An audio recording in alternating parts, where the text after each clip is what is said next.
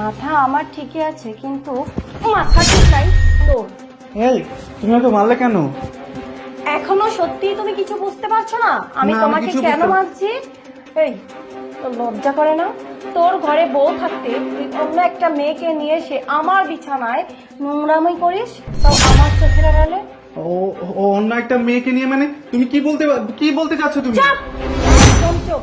তুই কি ভেবেছিস আমি কিছুই দেখিনি, কিছুই জানি না? তুই যেমনটা ভাবে আমাকে এত দিন ভালোবাসা নামক শব্দের মধ্যে ডুবিয়ে অন্ধ ভেবে ঠকিয়ে আসছিস, আমি এখনো সেই অন্ধই আছি?